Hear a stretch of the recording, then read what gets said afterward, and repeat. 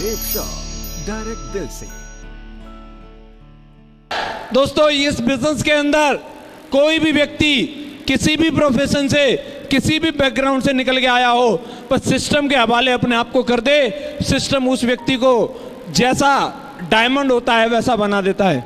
यहाँ पे जितने लोग आए, स्टार्टिंग में सबका फॉर्मेट अलग अलग था, सबकी स्टाइल अलग अलग थी, लेकिन सिस्टम में रह करके सारे लोग सीख गए। जो लोग नहीं सीखे, जो लोग आज सफल नहीं हुए, उसका एक ही कारण था कि वो अपनी स्टाइल में काम करते थे। जिन्होंने अपनी स्टाइल नहीं बदली वो बिजनेस से आउट हो गए। क्योंकि दोस्तों, हर एक काम का एक नियम होता है कि नहीं होता है? अगर कोई आदमी कारपेंटर का काम करता है तो कारपेंटर के औजार चलाने का एक अलग तरीका होता है कि नहीं होता?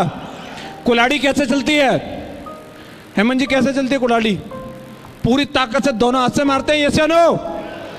और अगर वो व्यक्ति चला जाए बार्बर के प्रोफेशन में, किस में चला जाए?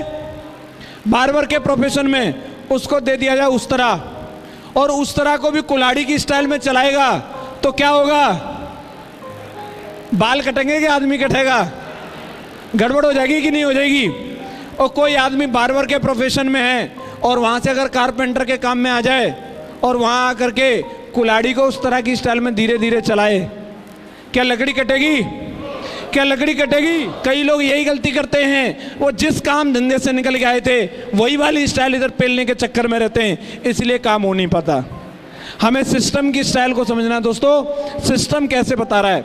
मैंने देखा यहाँ पे लोगों को जब बिजनेस के अंदर आए, उनमें से एक मैं भी था जिसकी शर्ट बाहर रहती थी, पैरों में चप्पल पहनता था, लेकिन दोस्तों सिस्टम में रहने के बाद आज आपके सामने खड़ा हूं, ऐसी बढ़िया पर्सनैलिटी बना दी। मैंने ढेर सारे लोगों को देखा है, जीन्स पे टाई लगा के आते थे, वो नीचे स्पोर्ट्स शूज पहन के आते थे, लेकिन सिस्टम में रह करके उन्हें सब कुछ सिखा दिया। सिस्टम इतनी पावरफुल चीज़ है, मैं आपको एक स्टोरी के माध्यम से बताता हूँ। मुंबई में एक बार घोड़ों का कैंप लगा था, घोड़ों को ट्रेनिंग दी जाने वाली थी, और उस ट्रेनिंग के लिए इंग्लैंड से ट्रेनर आए, और उसमें एक घोड़े को ट्रेनिंग देने की 2 लाख की फीस थी। कितनी थी? 2 लाख की। तो वहाँ पे इंडिया के जो टॉप के छटे हुए घोड़े थे सबको भर्ती कराया गया, और वहीं पे एक देसी ताऊ अपने मथुरा से एक गधा लेके पहुँच गए। तो अभी ट्रेनर लोग बोले कि साहब आप ये गधा क्यों ले आए? बोले साहब मेरे को इसको भी भर्ती कराना है, इसको भी ट्रेनिंग दिलानी है। अरे ये तो घोड़ों का कैंप है, यहाँ गधों को भर्ती नहीं करते। बोले आपको क्या परेशानी है, मैं पैसे दूंगा, मैं अपना समय दूंगा, आप भर्ती कर लो। ताऊ की जिद थी, ट्रेनर बोले ठीक है 2 लाख रुपए जमा करा दो और भर्ती कर दो।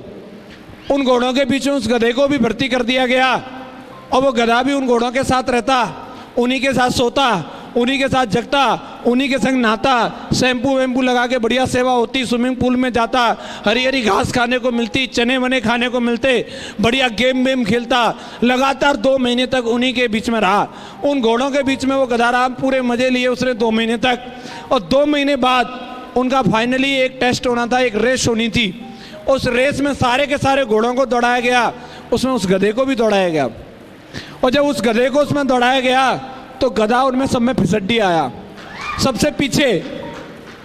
अभी जब सबसे पीछे आया तो ट्रेनर लोग आए और आके उस ताऊ से बोला, देखा ताऊ हमने आपको मना किया था, आपने खामखा इस गधे को इनमें भर्ती कराया, आपके 2 लाख रुपए बेकार गए, सबसे पीछे आया है।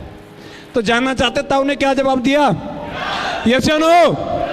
ताऊ ने बोला कि भाई सही कह रहे हो, पीछे तो आया है, लेकिन पीछे किस में आया है? इंडिया के जो छटे हुए घोड़े हैं उनमें पीछे आया है। ये वापस जब अपने गांव में जाएगा उन गधों के बीच में, वहां नंबर 1 आएगा, नंबर 1।